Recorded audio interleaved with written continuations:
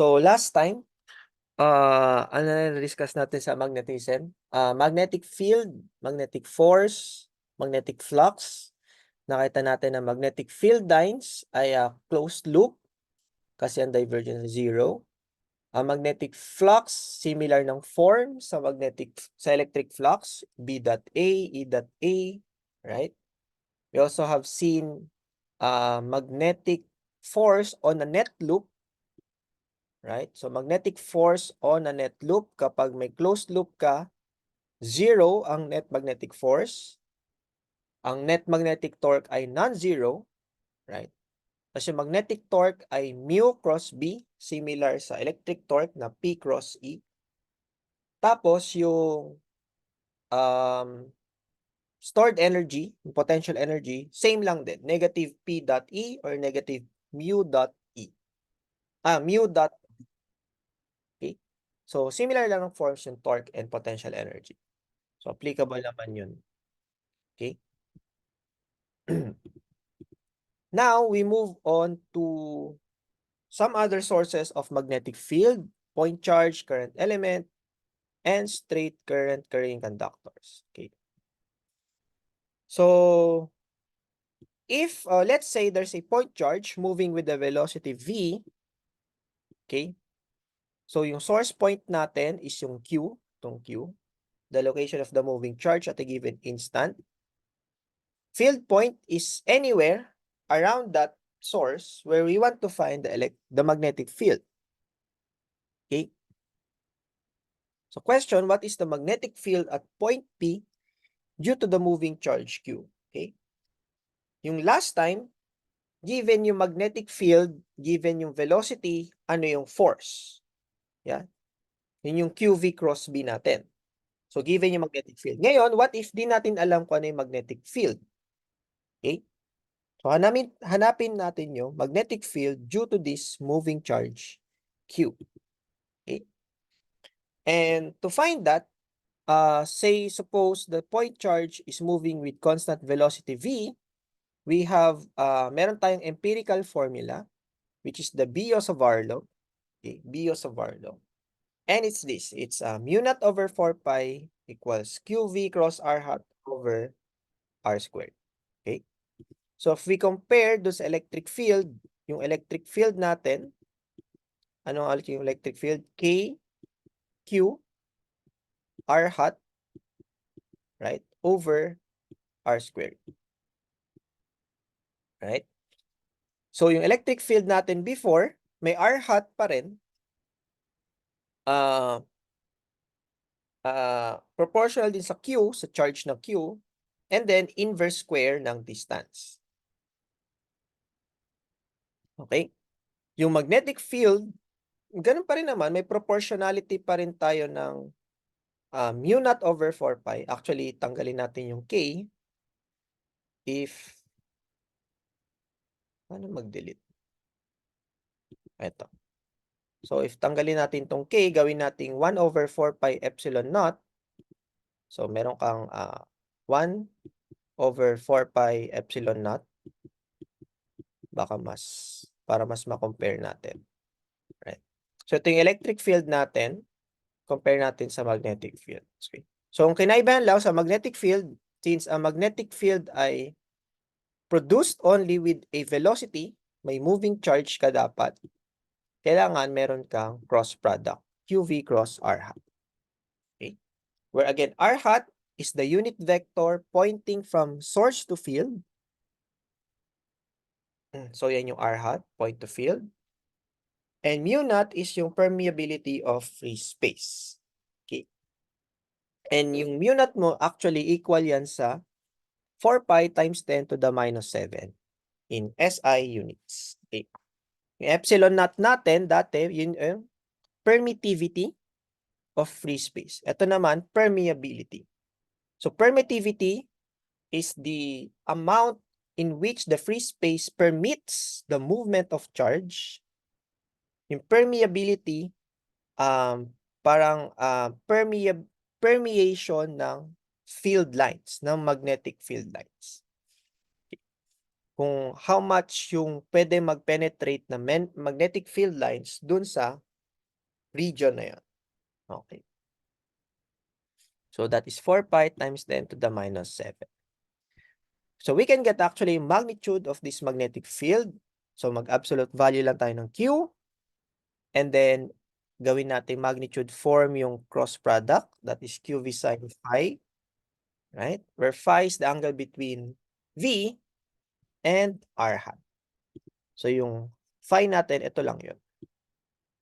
Yan. So yan yung angle between the velocity and the R hat direction. The source to point direction. Okay? Or we can use right hand rule. Okay? So right hand rule sa V cross R hat. Okay? Again, if negative yung charge, flip lang yung direction. So yung negative charge always applies sa magnetism. Right? Kung negative ang charge, flip mo yung result lagi ng right hand rule. For any right hand rule na ginawa mo, basta negative charge, i-flip mo lagi yung direction. Okay? Okay? Even yeah. Except for the torque. Kasi ang torque ay current-based. Okay? Ito, basta charge. Basta kung charge, may moving charge. Kung negative, flip mo yung direction. Okay?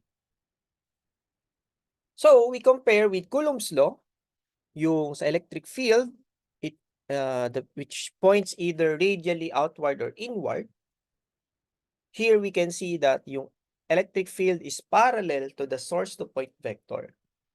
In Biot-Savart law, B is always perpendicular to the radial direction. Right? Kasi nga cross product siya. Resultant siya ng cross product. So mutually perpendicular yung source to point, R hat, yung velocity V, and yung magnetic field, B. Okay? So mutually perpendicular yung tatlong yan. So V is perpendicular to R hat, V is perpendicular to B, and B is perpendicular to R hat. So, okay. So let's see some specific cases. So for example, here, we have a positive charge. Okay, we have a positive charge moving to the right, yun yung velocity V. And then, meron tayong R hat. So ano ngayon yung magnetic field at this point P? Okay. So we draw the R hat as the source to point vector. That is this. Ito yung source to point vector. Right? Source yung charge. Point is yung point P. So that is your R hat. If we now use right hand rule, so ito yung V. Right? Ito yung V. So V cross B at this point will be directed this way. Okay. Para siyang out of the page. Right? V cross B. Ngayon, kung nandito naman yung point natin, ito naman say, gamit ako ibang kulay. Perfect. Kung ito naman yung point natin sa baba, ang R hat will be this one. Right? Ang velocity, pag ganun pa rin, so if we use V cross B, so V cross B, ang direction ng magnetic field will be downwards. Right? Kaya downwards at this direction. Okay. And we can do that for each point. For each point here, and we see, ito yung magiging magnetic field natin. Okay. Now, if the point P ay nandito naman, along this line, so sabihin natin nandito yung point P, right? Ano ngayon yung R hat? The R hat will now be this way, but the V is to the right. Right? So, anti-parallel sila or parallel, whatever. So, makita natin, kapag nag-cross product tayo, nag-right hand rule, 0 yung makukuha natin. That's why at this line, magnetic field is 0. Okay? So, you can just use yung Biot-Savart law right hand rule to get yung values na to. Okay, na 0 dito, 0 din. Basta 0 along this line. Tapos, sa taas, out of the page, sa baba, downwards naman. To. So, lahat yan downwards. So, actually, you can use right-hand rule. Okay? So, that's what we see in here. So, about the magnetic field lines will circle around the charge Q. Okay?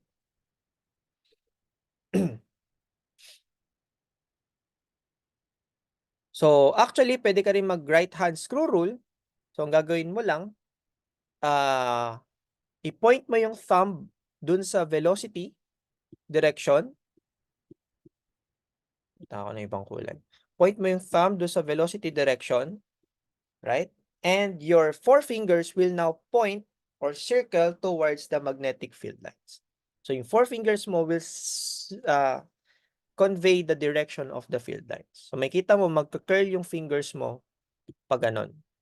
Right? So, yun yung direction ng magnetic field. Okay. Mamaya may kita natin na in a wire, I think mas madali makita to for a wire. Okay? So, for positive point charge, point your thumb to the velocity. Your fingers will curl to the direction of the field line. So, so for a case here, kung ang velocity is out of the page, if you use right-hand screw rule, your magnetic field will be counterclockwise. Kung into the page yung velocity, using right-hand screw rule, clockwise naman yung magnetic field. Right? Pwede yung sundan, yung slides, mag-try kayo ng right-hand screw. Okay. Now, kung negative point charge, babalik ta rin natin. Okay? So, the field lines are in the opposite direction or use left-hand rule. So, kung out of the page yung velocity, pag nag-right-hand screw rule tayo, counterclockwise, but since negative charge, magiging clockwise. Okay?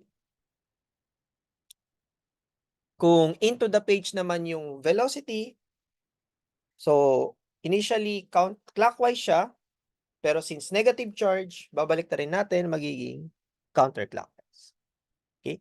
So yun lang. Yun lang naman for point charges. For any charge, kapag negative, babalik na rin mo yung right-hand rule. Okay? For example, given three charges, minus Q1 plus Q2 and plus Q3, moving relative to a point P, shown in this figure, which of the charges has the least magnitude of magnetic field at point P? Okay?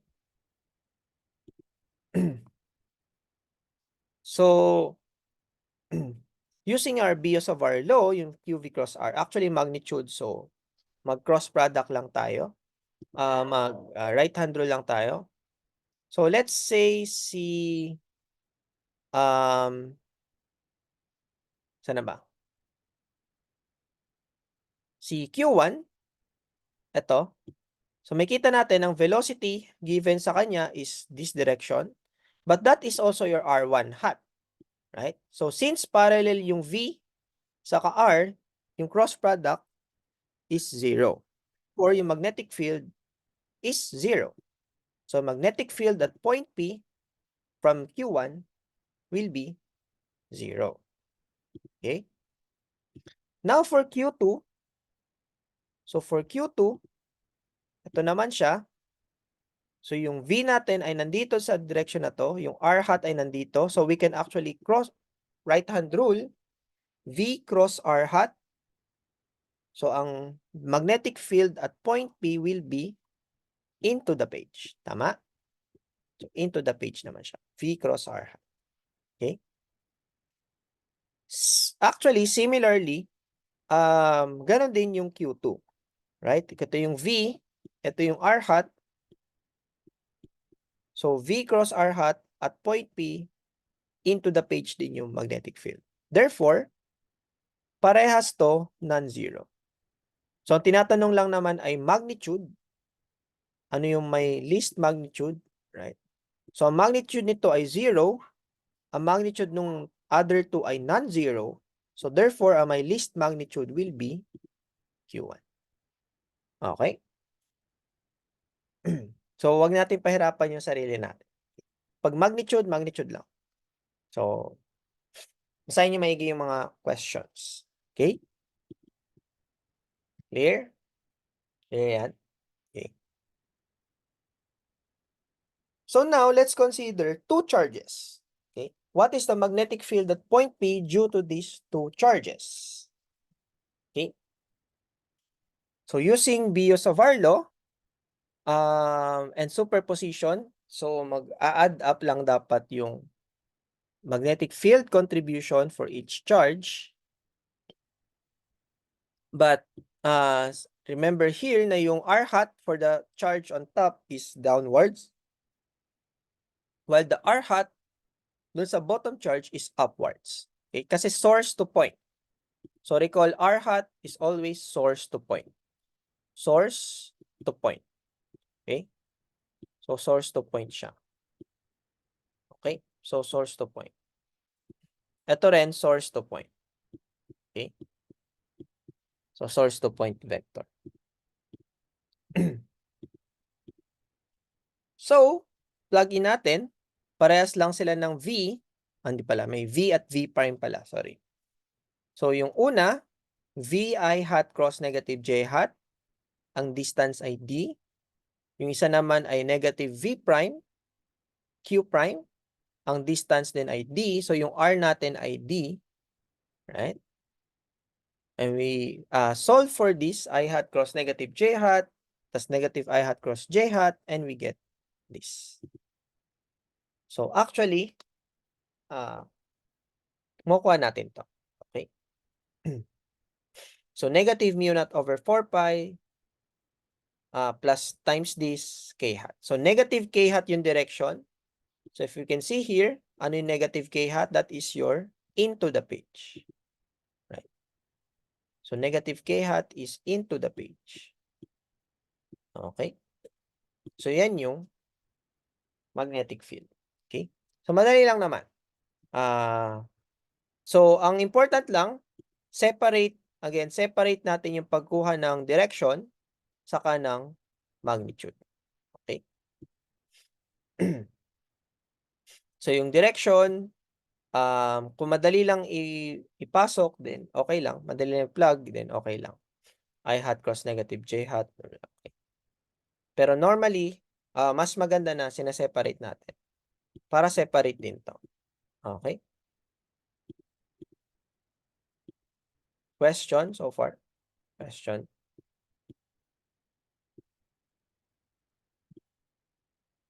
Okay? So, wala. So, what if ganito naman yung orientation? So, what is the magnetic field at point P due to these two charges? Okay? So, again, we use Biot-Savart law. BQ and Q prime. So, first, ang important is paano natin drawing yung R hat. So, ito yung R hat nung una, ito yung R hat nung pangalawa. So, again, source to point. Source to point. Okay? So, source to point. So, we plug in this. So, I hat cross negative J hat, and then we have negative J hat cross negative I hat, and we get this. So, mag-add up sila, and we have still here, ang resulting ay negative K hat or into the page. Okay, so madali lang naman. Medyo plug and play lang yan. Okay, basta point charges. Okay? Ba't ang dami examples? Anyway. Sige, skip ko na to. So, kaya nyo na yan. So, similar lang naman yan kapag iba't ibang, iba't ibang orientation. Okay? So, what if now we have a wire? Okay? So, kanina mga point charges, discrete. Ngayon, we have a continuous charge distribution or a wire. So, for a wire, consider now a source point with a length DL. So, yung source point is the location of this moving charge from the wire. okay, at a given instant. Yung field point natin still B, P pala. So what is the magnetic field at point P due to this current element DL? So for a current element DL, yung Biot-Savart law, imbis na QV cross R hat, magiging IDL cross R hat. Okay? So, similar lang dun sa kung yung force natin ay QV cross B dati for point charges, QV cross, bakit ko naman magsulat? QV cross B, tapos for a wire, magiging ano siya? IL cross B, right? So, ganun din dito. Kung ang Biot-Savart natin kanina ay QV cross R hat, yung QV magiging IL lang. Okay. Okay? Since infinitesimal element, so IDL. Tapos yung result ay dB. Okay? So, ganun lang. QV and then IL. So, kung discrete, QV. Kung continuous, IL. Okay? And then, everything else follows. R hat still the source to point. Mu naught still the permeability. The magnitude is still sine phi. And we can still use right-hand rule. Okay? Assumption lang for current elements. Steady current condition holds. Okay? So, charge move at a constant speed. So, yun yung assumption natin. Na yung charges, with this current, constant yung velocity V. Right? So, yung NQVDA niya, diba? NQVDA, yung drift velocity ay constant. So, yun lang naman yung assumption. Steady current. Okay. Now, let's see. I think mas clear dito yung right-hand screw rule. So, if now we take the P here, point P, right? R hat is this direction, right? So, if we have, tas yung current ay this direction, right? So, IDL cross R hat. So, IDL cross R hat, yung dB natin will be out of the page in this case. Okay? Tapos, kung dito naman tayo kumuha sa baba, right? Kung dito naman tayo kumuha sa baba, dito na lang. Okay. So, ang R hat naman natin will be now this source to point. So, again, IDL, ang I is still to the right. I cross R hat. And we see that the magnetic field will be downwards. Okay. And then, lastly, if we, ang point natin ay nandito along this line, again, parallel yan sa I, kasi nandyan nga yung I direction. So, yung IL cross R hat natin will be 0. Kasi parallel or anti-parallel. So, any point here will have a magnetic field 0. Okay? So, that is for a current element. So, point your thumb to the direction of the current, and then your fingers will screw or curl around the current element. That will now be the direction of the field lines. Okay? Okay? So, kung ang current out of the page, then use right-hand screw rule, your four fingers will direct you to the magnetic field lines, which will be counterclockwise. Okay?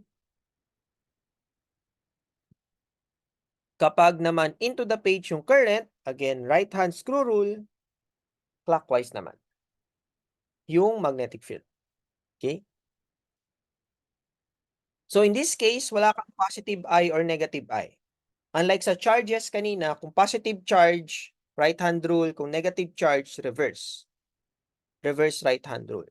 Ito, since current, yan lang yung cases. Right? Wala ka namang plus I or minus I. Meron ka lang out of the page into the... Basta dalawa lang naman directions. Okay? Ng I. Okay? So, which of the following is true about the magnetic field produced by the segments at point A, B, C, and D.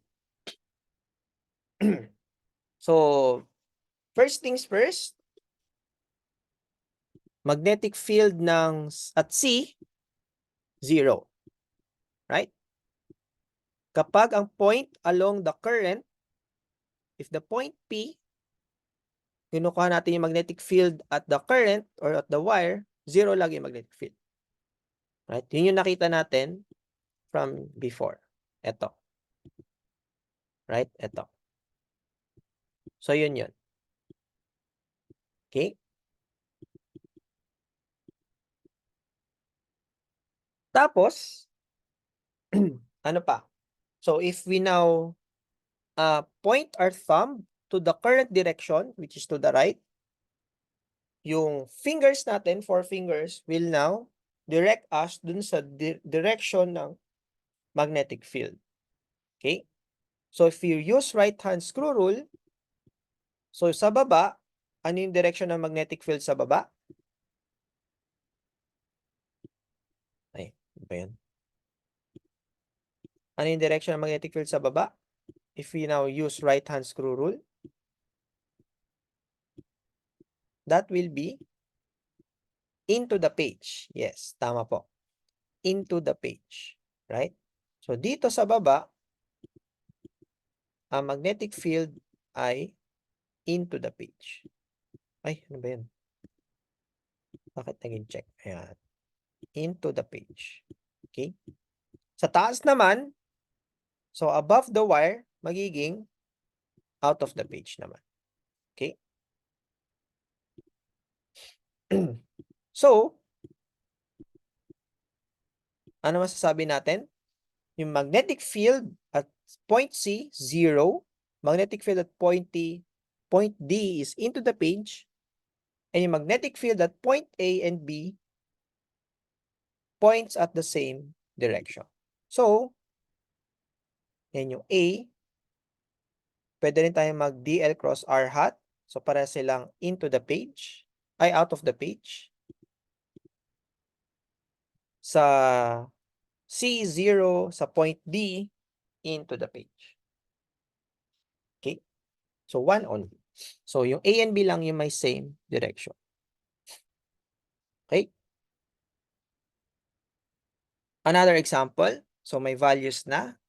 Consider infinitesimal element directed K hat at the origin. Okay. With current I flowing along the direction of the DL. Okay. What is the infinitesimal magnetic dB at point 1 minus 1, 1 due to this element? So, yung source point natin is at 0, 0, 0. Field point is at 1 minus 1, 1. So, to find the dB, we use yung Biot-Savart law, IDL cross R hat over R squared. So, in this case, yung R hat natin, or yung R muna, I think yung R muna, madaling kunin. So, yung kunin natin yung vector from the source point. So, kunin natin yung vector from the source point to the field point. So, that will be yung R vector, that will be field point, yung F, pangit ko na magsulat, field point minus yung source point. Okay? Tama.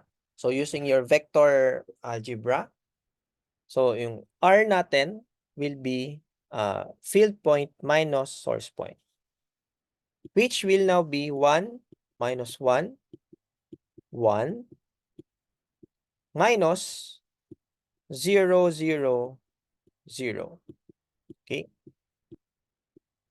So, that will give us itong sagot na to. So, that is 1 minus 0, 1, minus 1 minus 0, negative 1, and then 1 minus 0, 1. Okay. So, yung R vector natin is I hat minus J hat plus K hat. Okay? Now, to get yung unit vector, i-divide lang natin yung vector right? So yung unit vector natin, remember that is your R vector versus the magnitude R. Okay.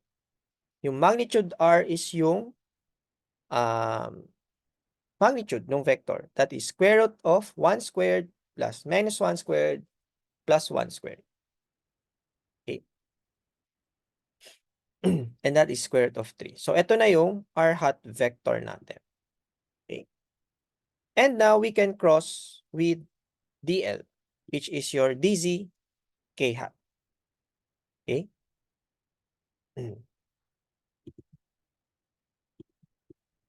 So, now we have a DZ K hat. So, meron kang 0, 0, DZ. Right? Cross para makuha tong DL cross R hat. So, cross with, ano to? 1 over square root of 3, that is 1, minus 1, and then 1. Okay. And now, solve for this cross product. So, kung saan kayo comfortable sa pagkuha ng cross product, so, pwede naman. Yun yun, pinag-in natin dito, and we get this one. Okay.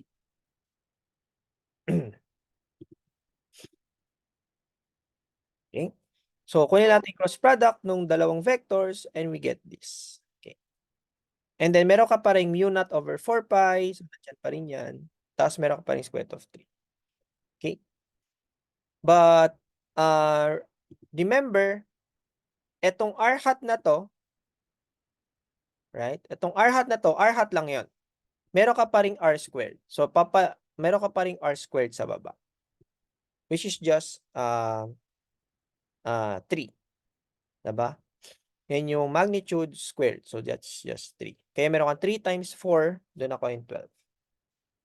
Times pi, times yung square root of 3. Okay? So, huwag nyo kakalimutan yung R squared. Yun lang yung important. Okay? Kasi marami sa exam, nakalimutan na may R squared pa. So, you have to formulate your R hat as follows. From here, pero wag nyo kakalimutan may R squared pa rin. Okay?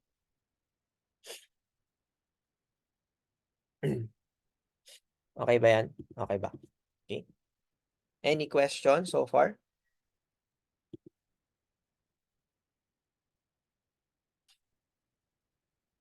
Okay.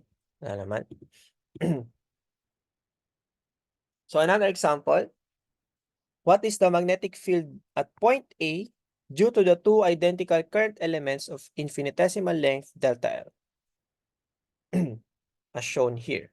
Okay. So, BSFR for current elements is IDL cross R hat over R squared. So, take note, ang kinukuha lang natin is this element lang. Hindi yung buo. So, element lang. Okay. Kaya ini-stress out yung for current elements. Okay. So, at this point, kunin natin yung superposition, that is the net magnetic field. And magkaiba yung R hat nila, right? Source to point, plug in our values, and then we get this. Okay? So, makikita natin, magka-cancel out lang yung dalawa. Kasi, same magnitude, but opposite direction. Okay? Opposite direction. Okay? So, 0 yung pag in-add mo sila.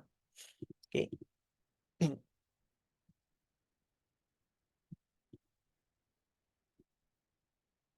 Okay? So, in summary, for Biot-Savart elements ng Biot-Savart law for current elements, we have that kung gusto mong makuha yung for the whole current carrying wire, we just have to integrate. Okay? So, nakita natin before yung paano mag-integrate ng cross product doon sa QV cross B naman, ay QV cross R hat. Well, actually sa QV cross B din. So, yung some more applications ng Biot-Savart law is more on these current carrying configurations. So, meron tayong tatlo, straight wire, circular hoop, and bent wires. Okay?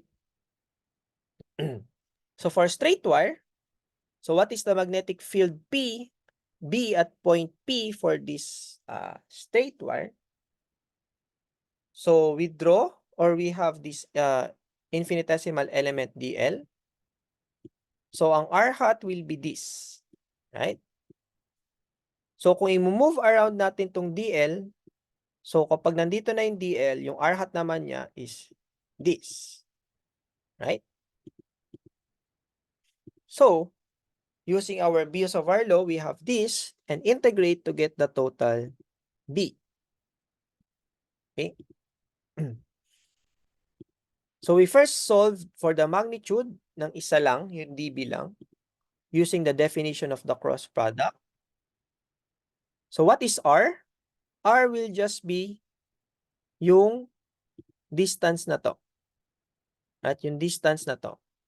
And that is just using your Pythagorean theorem, square root of x squared plus y squared. Kung ano man tong x na to, saka yung y na yan. Okay? What is phi? Phi is the angle between the current and R hat. Recall na yung IDL, yung phi na to, is the angle between the two vectors. Ang current natin or yung IDL is upwards. Ang R hat is this. I think ibang ito na lang. So ito yung current, ito yung R hat. So yung angle will be ito. Ito yung gusto natin na phi. Okay? But how do we get this phi? So that phi is actually pi minus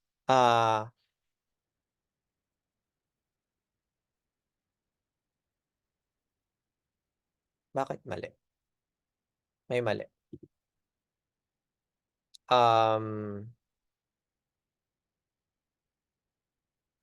Wait lang ah.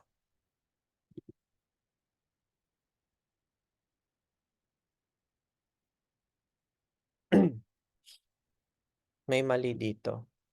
Hindi dapat to sin phi equals sin pi minus pi eh. I think cosine yata. Tama ba? Sin phi should be cosine pi minus phi. Anyway, so I think dapat cosine to. Cosine pi minus phi. Tama, di ba? Kung sine ng 75 dapat equal sa cosine ng 180 minus 75. Negative. Look, anyway. Hindi ko, i-recheck ko to later. But in any case, so use geometry. Geometry and trig lang tayo.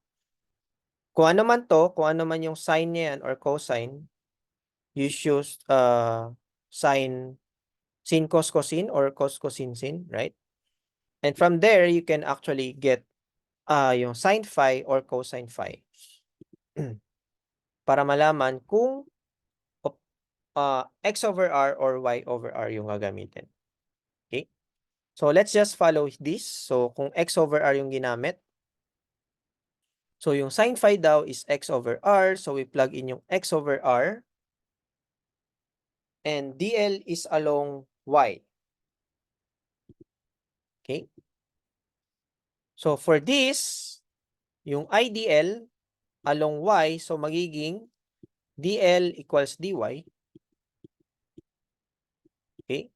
Tapos yung sin phi is yung x over r, yung opposite over hypotenuse. So, ipa-plug in natin to dito. Okay? Hence, we have this. And now we integrate over y.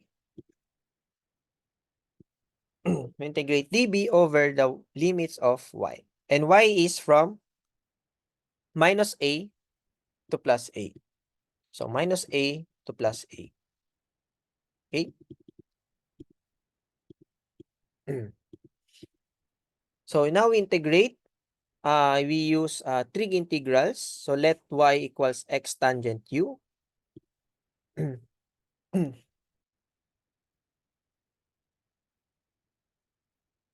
What? Ang gulo ng slides. Let y equals x tangent u pero nag-udv siya. Anyway, basta trig integral. I think nakita na natin to integral before dun sa electric field, dun sa electricity. So if we just use that and trig integral, we get this magnetic field B. Okay? So this is now the magnetic field B due to a straight wire. So net na to. Hindi na siya element lang. So net na yan. Okay. Yan na yung total magnetic field at point P. Okay.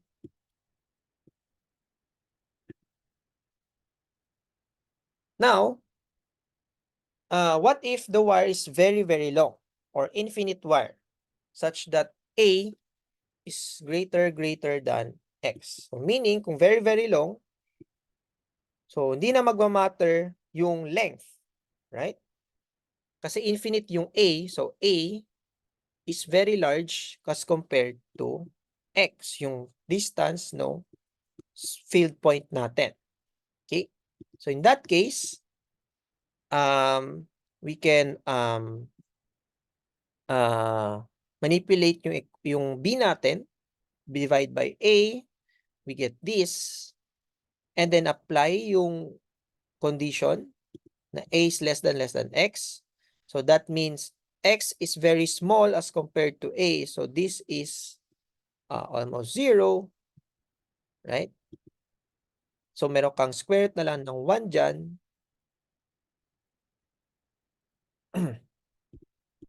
Okay? So this can be simplified into mu naught I over 2 pi r, where r is now the distance. Ito na yung r na yun. R equals yung x. Okay?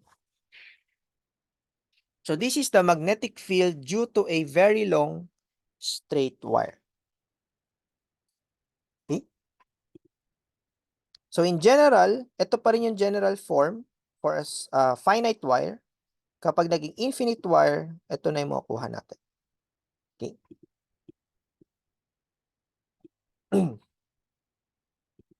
Okay? So, ito yung magnetic field due to an infinite wire.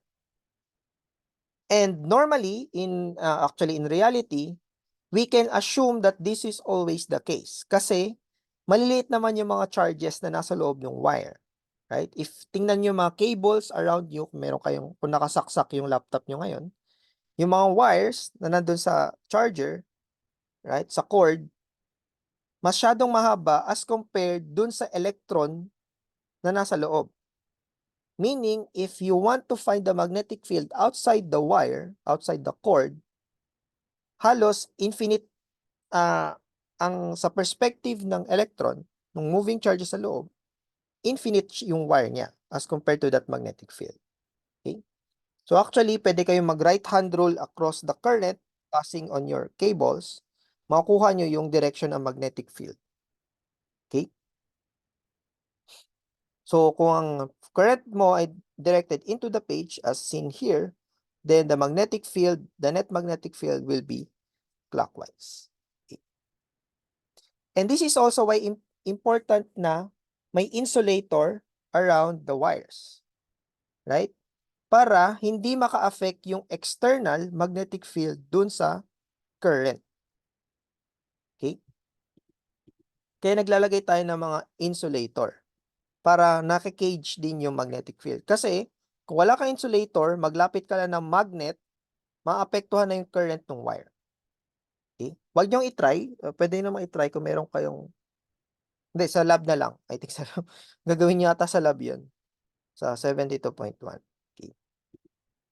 So, kung walang mga walang covering yung cables natin, pwede kayong maglapit ng magnet, tapos may kita niya mag-iiba yung current. Pwedeng hindi bumaba yung current, pwede mag-increase yung current. So, maapektuhan yung current.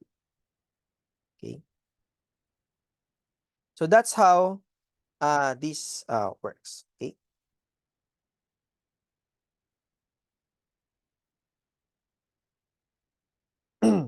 So two cases for very infinite wire, infinite straight wire. So if the current is out of the page, then use right-hand screw rule, counterclockwise yung lalabas na magnetic field. Kung into the page, then clockwise naman. So similar, mag-apply pa rin yun. Okay. So now, if there are three long straight conducting wires, so ito may tabi-tabi na tayong wire, right? What is the magnitude and direction of the resulting magnetic field at point P? Okay. Given yung distances, R, R, R. Okay. So we can just use right-hand screw rule for the direction.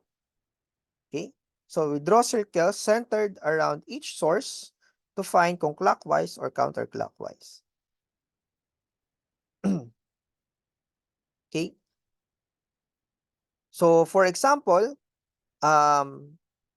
yung wire 1, so sa wire 1, itong wire 1 na to, okay, if we use right-hand screw rule, so we point our thumb to the direction of the current, then your fingers will, tawag dito, curl around, so yun yung maging direction ng magnetic field. So at point P, anywhere on the right, ang magnetic field will be upwards. So yan na yung magnetic field direction ng E1. Okay? So that is your B1. So yan yung B1, upwards. Okay? Now for the second current, again, out of the page, yung ito, out of the page. So if we curl around our fingers, ito yung direction ng magnetic field. So at point P, that will be upwards then. Okay? So upwards then. Now, in the case of Q3, I3, so if we now use right-hand screw rule sa ito, so ang fingers naman natin magka-curl clockwise. So in that case, at point P, ang makikita niya ay upwards din. So mag-a-add up lahat ng magnetic field. Okay? Yung magnetic field due to each of these wires will add up at point P. So to get the magnitude, that will be, for B1, we have mu naught I over 2 pi R. Again, R is the distance from source to field distance. So that is 2 capital R. For B2 is just 1 R. And for B3 is just also 1 R. And then we add them up and we get this. Okay? So that is now the net magnetic force for multiple wires. Nag-add up. Okay? Malinaw? Clear ba yon? Kaya important din na dapat parallel yung mga wires natin inside the tawag dito, inside yung cords. Okay?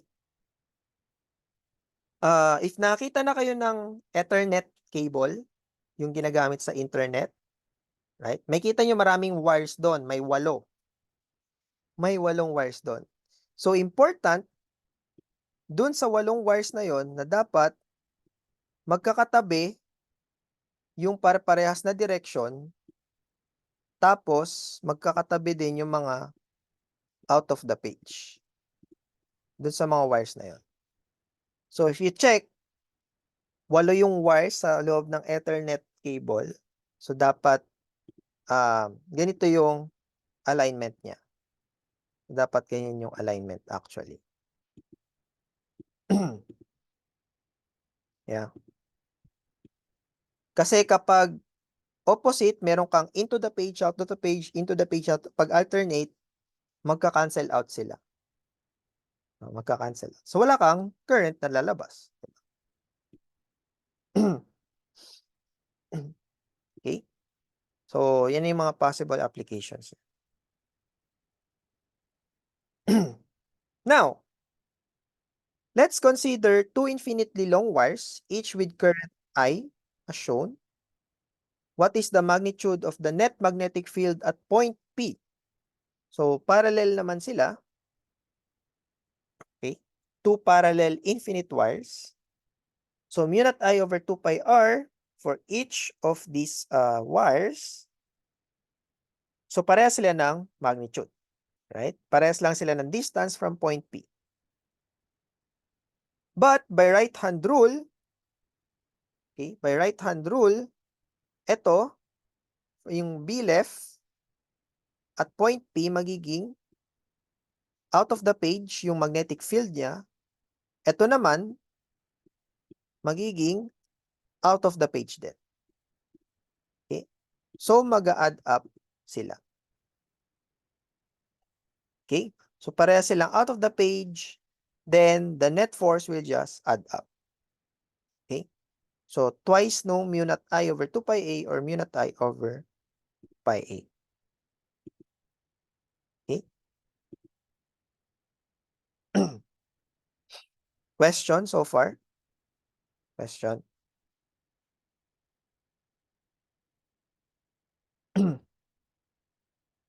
Okay, wala. So, mabilis na lang to, last bits. Okay, so last bits. So remember, dun sa discrete charges, kapag mayroong tayong discrete charges, we can find the magnetic force using QV cross B. Right? We can actually extend that to the case ng infinite current carrying wires. Okay? So this is what happens. So let's suppose we have these two infinite wires na parallel. Okay? The directions are shown in the figure. They have distance r between them. Tapos may magnetic field B. Right? So yung magnetic field B sa baba is ganyan. Yung magnetic field sa taas, ganyan din. Okay? So, kung nagpo-produce na magnetic field B yung lower conductor, yung nasa taas will experience, okay, mararamdaman niya ngayon tung magnetic field na to na nasa baba from the bottom. Okay? So, the lower conductor produces a magnetic field that is influencing the upper conductor. Ano yung magnitude nito?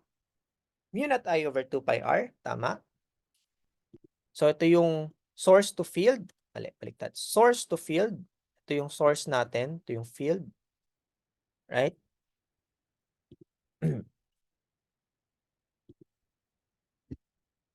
Okay. So, direction will be out of the page. So, in this case, out of the page yung direction at this case. Okay. Now, since meron tayong magnetic field, makaka-experience dapat din siya ng magnetic force. And the magnetic force is just IL cross B. But the I is yung current ngayon na meron dito. Yun yung I prime. Okay? Intindihan ba yan? Okay, so ulit. The lower conductor, siya yung source ng external magnetic field. Okay? Sa kanya galing ito. Okay? So since parang meron na tayong external magnetic field, if we now look sa perspective ni I prime na may current to the right, may nararamdaman siya magnetic field B from this. Okay, so dun galing yon. So meron siyang mararamdaman na force from this magnetic field B. Okay? Yung magnitude is just ILB. Yung B ay yung mu naught I over 2 pi r, and the direction using right-hand rule will be downwards. Okay? So, I cross B na out of the page, so makuha mo downwards na force. Okay? Similarly, yung upper conductor, kapag siya naman yung source ng magnetic field, will also influence the lower conductor. So, yung lower conductor, makakaramdam din ng force. Okay? From the upper conductor. Again, the magnitude is the same, but the direction is now into the page. Okay? So, now if we get the magnetic force using cross product or using right-hand rule, so ito ay into the page. So, meron kayong I cross B na into the page. Ano nga yung lalabas? Upward yung magnetic force. So, this tells us that for any two parallel conductors, yung F upper is that, direction is downwards. The F lower is this, with the direction upward, meaning any two infinite parallel wires na may current will always attract if the currents are in the same direction. Okay? So, kung may parallel currents ka in the same direction, then attractive yung force. They will attract each other. So, is Newton's third law obeyed? Yes, kasi opposite yung direction, same magnitude. Right? Same magnitude. Same magnitude. Right? Opposite direction. Upward and down. So, okay lang. Wala tayong na-violate. Hindi natin na piece off si Newton. Okay?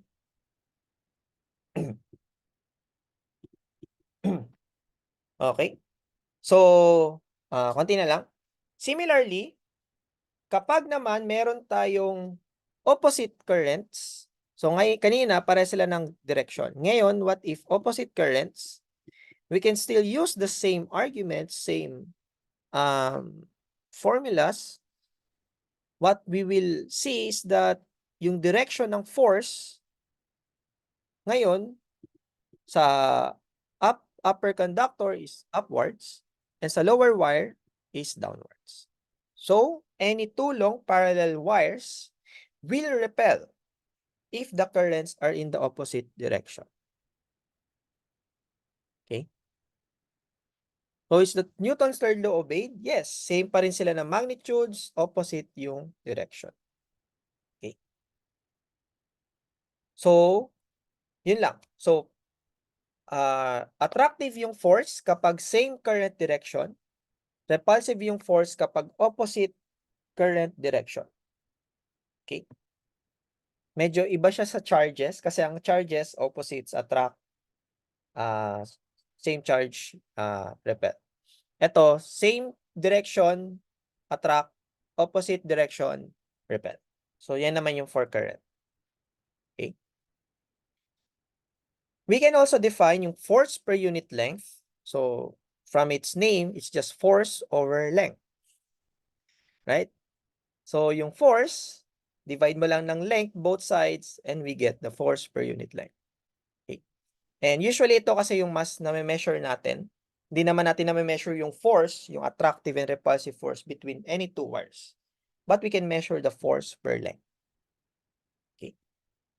And it's applicable for any two long parallel wires. Okay? So, isang example lang. So, three long conductors arranged with current directed as shown. What is the magnitude and direction of the force per unit length that the wire Z experiences due to the other two conductors? Okay? So, magnitude and direction. So, due to X, ano yung, kung ako si Z, ano yung nararamdaman ko from X? Okay? So, if you will see, pareha sila ng direction. So, dapat attractive yung force. Meaning, kung ako si Z, ano mangyayari sa akin? Ang force ko ay upwards. Okay? The force per unit length, plug in lang natin yung values, mu naught I times I over 2 pi times R. Now, the R is to. So, 2D, sa yung distance between the two wires. And the direction is upwards kasi attractive. Okay? Due to Y, ano naman? Magnitude. So, due to Y naman, ang magnitude lang is this. Ito lang yung distance. Now, kung ako si Z, ano mararamdaman ko from Y? Opposite direction sila. So, dapat mare-repel ako. So, ano mangyari sa akin? Kung ako ay mare-repel, negative.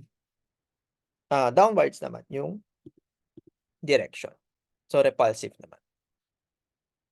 So, net force, let's say upward is positive and downward is negative. So, let's say upward is positive, downward is negative.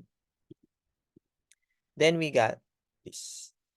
Mu naught I squared over 4 pi d downwards. Okay?